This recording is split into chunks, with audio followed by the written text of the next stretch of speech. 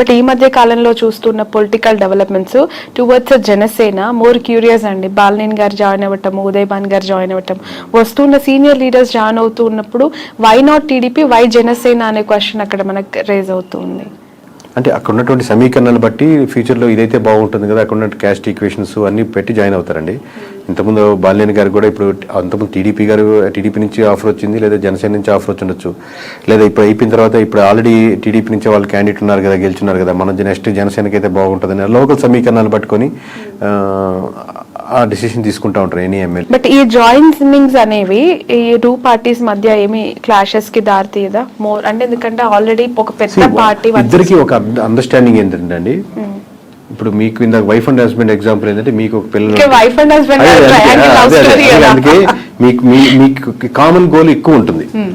At the same time me individual మీకు కొన్ని లక్ష్యాలు ఉంటాయి, మీకు ఆయనకు ఎక్కువ లక్ష్యాలు ఉన్నట్టు. ఇక్కడ ఏమవుతుందంటే ఆబ్వియస్లీ రేపొద్దున నా పార్టీ బలోపేతం చేసుకోవాలని ఇరు పార్టీలకి ఉంటుంది, ఇరు పార్టీ లీడర్లకి ఉంటుంది. సో ప్యారల్గా ఒకటి మీకు తెలిసినా ఒకటి తెలియకపోయినా రెండు పార్టీలు తన పార్టీ బలోపేతం చేసుకోవాలని వర్క్ చేసుకుంటూ ఉంటాయి. దాంట్లో ఎటువంటి సందేహం లేదు. ఎన్నికలకి ముందు వైఎస్ఆర్సీపీ నుంచి చాలా మంచి లీడర్స్, సీనియర్ ఫైనాన్షియల్ స్ట్రెంగ్త్ ఉన్న లీడర్స్ ని వైసీపీ పోగొట్టుకుంది. అది ఎంతవరకు కారణం అనేది ఇప్పటికి కూడా వాళ్ళు తెలుసుకున్నారో లేదో తెలియదు, కానీ బాలినేని లాంటి సీనియర్ లీడర్స్ ఇప్పటికీ కూడా వెళ్ళిపోతూ ఉన్నారు. వాట్ ఈస్ వైసీపీ ఫ్యూచర్ అండి? వైఎస్ఆర్సీపీ భవితవ్యం అంటే ఇంతమంది 11 వచ్చినప్పటికీ కూడా కొంతమంది ఓడిపోయినా సీనియర్స్, ఇప్పుడు బొత్స గారు అవ్వచ్చు, పెద్దిరెడ్డి గారు అవ్వచ్చు, విజయసాయి రెడ్డి, ఇలాంటి పెద్ద సీనియర్ లీడర్స్ ఉన్నారు. సో ఎలా ఉండబోతుందంటారు ఫ్యూచర్, ఆ పార్టీ భవిష్యత్? అంటే ఎనీ పార్టీ అండి, నాట్ ఓన్లీ వైఎస్ఆర్సీపీ, ఎనీ పార్టీలో లీడర్స్ పోతుంటారు. ఇప్పుడు టీడీపీ నుంచి కూడా చాలా మంది వైఎస్ఆర్సీపీకి వెళ్ళినప్పుడు, లేదా ప్రజారాజ్యం నుంచి చాలా మంది మూవ్ అయ్యి ఉంటారు.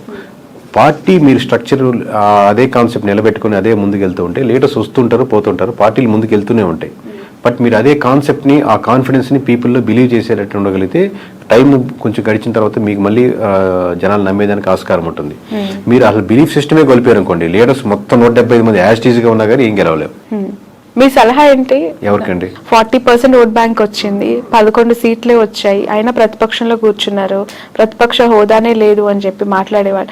మీరు ఒక కేకే కన్సల్టెన్సీ నుంచి యాజ్ అ సీఈఓగా జగన్మోహన్ రెడ్డికి కావచ్చు, వైఎస్ఆర్సీపీకి కావచ్చు, వెళ్తాం అనుకునే లీడర్స్ కావచ్చు, వాట్ ఈస్ యువర్ అడ్వైస్? ఒక్కొక్క ఇండివిజువల్ ఎమ్మెల్యేకి ఒక్కొక్క నియోజకవర్గం బట్టి ఆబ్వియస్గా మేము ఇదే టెక్నికల్గా మేము ఇదే వాళ్ళ దగ్గర మనం చార్జ్ చేసి తీసుకొని అక్కడ వర్క్ చేసి సర్వే చేసి ఏది కరెక్ట్ ఉంటుంది, బాగుంటుంది, ఏది గెలిస్తే బాగుంటుంది అని చెప్తుంటాం. బట్ మీరు జనరలైజ్ స్టేట్మెంట్ అడుగుతున్నారు కాబట్టి ఇమీడియట్గా చెప్పలేదు. కొంతమంది ఏంటంటే అండి, నేను మళ్ళీ నెక్స్ట్ టైం గెలవాలి అనేది వస్తుంటారు. ఈ పార్టీ కాబట్టి ఏ పార్టీ అయినా గెలవాలి, నేను గెలిస్తే చాలు, ఏ పార్టీ అయినా పర్లేదు అది చెప్పండి అంటుంటారు. సో ఓవరాల్గా మీకు ఎక్కడైనా సరే ప్రజలు ఏం కోరుకుంటున్నారో ఆ ప్రజల పర్స్పెక్టివ్లో మీరు వర్క్ చేస్తున్న రెడీగా ఉందా లేదా, ఫ్యూచర్లో నాకు ఇక్కడ అవకాశం ఉంది అనుకుంటే రైట్. జనరలైజ్ స్టేట్మెంట్ చెప్పండి. అంటే జగన్ గారు ఏం చేస్తే ప్రతిపక్షంలో ఇంకా బెటర్ గా వాళ్ళు ఎవరైనా అంటే ఇప్పుడు వీళ్ళు సిట్టింగ్ అన్న అపోజిషన్ ఒకటే, దీంట్లో ఏం పెద్ద ప్రిన్సిపల్లో ఏం తేడా లేదు. దీంట్లో మనం చెప్పేది గ్రౌండ్ రియాలిటీలో ఎటువంటి ఇష్యూస్ ఉన్నాయి, ప్రజలకు ఎక్కడెక్కడ మద్దతు కావాలి, ఏ వర్గాలకి నేను నిలబడాలి, అన్ని వర్గాల్లో నేను నాయకుడిగా నేను నిలబడాలి. నేను కాదు, నేను లీడర్స్ కాదు. లీడర్ ఎప్పుడు ఇంకా గొప్ప లీడర్ అవుతా అంటే మీరు ఎంతోమంది లీడర్స్ని రకరకాల సెక్షన్స్లో తయారు చేసినప్పుడు గొప్ప లీడర్ అవుతారు. అది ఇప్పుడు నేను రిక్రూట్ చేసుకుంటున్నాను, ఇప్పుడు మేము ఇంట్రెస్ట్ చేస్తా ఉన్నాను. ప్రతి ఇంటర్వ్యూలో నేను చూసుకునేది అంశం ఏంటంటే, నాకంటే ఇతనికి లేదా అమ్మాయికి ఎక్కువ టాలెంట్ టెక్నికల్గా ఈ విషయంలో ఉందా, లేదా ఆల్రెడీ ఉన్న వాళ్ళకంటే ఎక్కువ టాలెంట్ ఉందా అని చూసుకొని లీడర్ అవుతాడు. నాకంటే ఎక్కువ టాలెంట్ ఉండకూడదు, నేనే లీడర్ ఉండాలి అనేది కంటే కూడా ప్రతి నియోజకవర్గంలో ప్రతి అంశంలో నాకంటే వాక్చాతుర్యంలో కానీ, మాట్లాడే విషయంలో కానీ, సబ్జెక్ట్ నాలెడ్జ్లో కానీ, మాట్లాడితే కరెక్ట్గా మాట్లాడే పర్సన్స్ కానీ, అంటే అపోజిషన్ కూడా చాలా టెక్నికల్గా మాట్లాడుతున్నాడు, చాలా రైట్ ఇతను, ఓన్లీ అరిచేసి ఏదో తిట్టేసినట్టు కాకుండా అలాగా టెక్నికల్ సబ్జెక్ట్ ఉండే లీడర్స్ని మీరు డెవలప్ చేయగలిగితే ఈ ఉన్న 4-5 సంవత్సరాల్లో మీరు మళ్ళీ గవర్నమెంట్ ఫామ్ చేయడానికో లేదా మీరు ముందుకు రావడానికో తేడా ఉంటుంది. కానీ ఇదే పద్ధతిలో వెళ్తే, ఇదే లైన్లో వెళ్తా ఉంటే మళ్ళీ మీకు కష్టమే. ఓకే. ఈ 2 తెలుగు స్టేట్స్లో ప్రాంతీయ పార్టీలకు ఎంతో కొంత కోర్ ఓట్ బ్యాంక్ని కైవసం చేసుకొని సస్టైన్ చేస్తున్న పార్టీస్ని మనం చూస్తూ ఉన్నాం. ఇక్కడంటే ఇప్పుడు కాంగ్రెస్ అధికారంలోకి వచ్చింది, అగైన్ అక్కడ మళ్ళీ ప్రాంతీయ పార్టీ, ఆఫ్కోర్స్ జాతీయ పార్టీ అయినప్పటికీ కూడా వాళ్ళు ప్రాంతీయ పార్టీగానే ఎస్టాబ్లిష్ అయ్యారు టీడీపీ. సో ఒక ప్రాంతీయ పార్టీ యొక్క ప్రభావము, వాళ్ళ ఇంపాక్ట్స్ 2 స్టేట్స్లో ఇంతకాలం చూసిన ప్రజలు మతతత్వ రాజకీయాల్ని, మతతత్వ పార్టీలను ఎంకరేజ్ చేస్తాయా, కన్సిడర్ చేస్తాయా?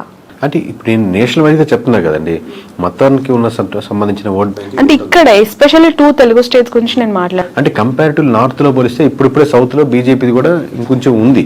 కంపేర్ చెప్తున్నాను, నార్త్లో ఎక్కువ బీజేపీ ఆల్రెడీ ఒక సాచురేషన్ పాయింట్కి వెళ్ళిపోయింది.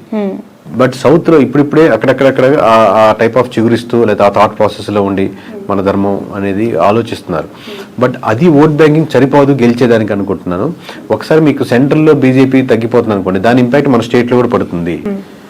మొత్తం స్టేట్లో సెంటర్లో మనకు గవర్నమెంట్ మారుతుంది అనుకోండి, అది మన స్టేట్కి వచ్చేసరికి కూడా మన ఇంపాక్ట్ పడుతుంది. ఎప్పుడైతే మీకు బీజేపీ మీద ఎఫెక్ట్ ఎక్కువ పడిపోతుందో, బీజేపీ మునిగిపోతుందో, దాని బీజేపీ ఆధారితంగా నిలబడిన పార్టీలు కూడా దాని ప్రభావం, దాని ఎఫెక్ట్ ఎంతో కొంత తీసుకో తప్పదు. Okay okay in future Nara Lokesh గారికి, పవన్ కళ్యాణ్ గారికి ఎవరికి ఎక్కువగా సీఎం అయ్యే అవకాశం ఉంది అని అంటారు? నియర్ మీ అజంప్షన్ ఏంటి? అది చెప్పలేము. ఎందుకంటే అండి హైపోథెటికల్గా ఆబ్వియస్గా చంద్రబాబు నాయుడు గారు ఉన్నంతసేపు ఆయన గవర్నమెంట్ రన్ అవుతూ ఉంటుంది, 5 years ఇబ్బంది లేదు కదా. But going forward obviously TDP బలంగా, టీడీపీ కార్యకర్తలు కానీ ఎట్లాగైనా సరే మా చంద్రబాబు గారు సీఎం ఉండాలి. దాని తర్వాత లోకేష్ గారు వాళ్ళు కోరుకుంటారు. పవన్ కళ్యాణ్ గారు ఫాలో అయ్యేవాళ్ళు ఆబ్వియస్గా పవన్ కళ్యాణ్ గారు సీఎం అవ్వాలి, ఇంకా సీట్లు 21 నుంచి మేము 71, 100 సీట్లు వెళ్ళాలని కోరుకుంటారు. బట్ ఇద్దరు కూటమిగా వెళ్ళాలనుకుంటున్నారా, సెపరేట్గా వెళ్ళాలనుకుంటున్నారా? మీరు ఇందా చెప్పినట్టు టీడీపీ సెపరేట్ అయ్యి బీజేపీ ఆబ్వియస్గా బీజేపీ జనసేన వెళ్ళాలనుకుంటున్నారు. దీనివల్ల ఇట్లా సెపరేట్ అయితే మళ్ళీ వైఎస్ఆర్సీపీకి ఫెచ్ అవుద్దా?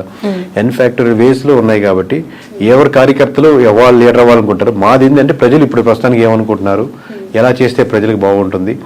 ఇంకా ఆబ్వియస్గా ఏపీ మన సొంత స్టేట్ కాబట్టి ఈ డెవలప్మెంట్లో మనం కూడా ఎందుకైనా భాగస్వామ్యం అయితే ఇది బాగుంటే బాగుంటుంది అని మనకు ఒక స్వార్థం కూడా ఉంటుంది మంది కాబట్టి. ప్రజలు ఏమనుకుంటున్నారు అనేది మీరు చెప్తానంటున్నారు. పిఠాపురం ప్రజలు ప్రస్తుతం ఏమనుకుంటున్నారు? పవన్ కళ్యాణ్ గారు ఎమ్మెల్యే అయ్యారు, డిప్యూటీ సీఎం అయ్యారు, ఒకసారి ఛాన్స్ ఇమ్మన్నారు, గెలిపిమ్మన్నారు, అవకాశం ఇచ్చేశారు.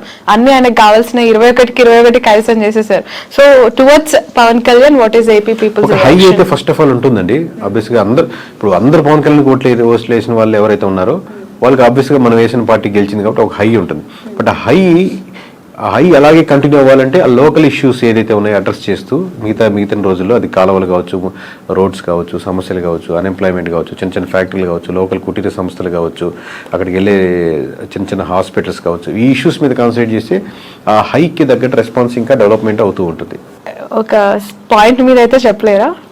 అదేనండి, అది కంట్రీ చేయాలి. ఇప్పుడే కదా స్టార్టింగ్, ఇంకా కంట్రీ చేయగలిగితే దాన్ని ఉంటుంది. కానీ ఆ హై మటుకు ఉంటుంది అంటున్నాను. మిగతా నియోజకవర్గాల్లో లేని హై పిఠాపురంలో ఉన్న వాళ్ళకి హై వస్తుంది. ఎందుకంటే మనం వేసి గెలిచాడరా, మనం అంటే మొత్తం రాష్ట్ర వ్యాప్తంగా ఇచ్చారు. ఇప్పుడు మాకు తెలుస్తుంటుంది కాబట్టి లోకల్గా వాళ్ళు గెలుస్తారా, ఓడతారా, మెజారిటీ ఎంత 10,000, 20,000 ఇంత హైతో చూశారు కాబట్టి రిజల్ట్ రాగానే ఆ హై కంటిన్యూ అవుద్ది. బట్ హై కంటిన్యూ అలాగే అవ్వాలి అంటే మీరు ఇష్యూస్ మీదే ఐడెంటిఫై చేసి వర్క్ చేయాలి. ఓకే సార్, మీకు ప్రెషర్ ఎంతవరకు ఉంటుంది ఈ సర్వీస్ అని చేస్తూ ఉన్నప్పుడు? ఎందుకనంటే ఒక ఇంటర్వ్యూ చేస్తే మాలాంటి వాళ్ళ మీదనే బురద జల్లే ప్రజలు, లేదంటే అలాంటి పీపుల్ మనం సొసైటీలో యాజ్ ఆఫ్ చూస్తూ ఉన్నాం.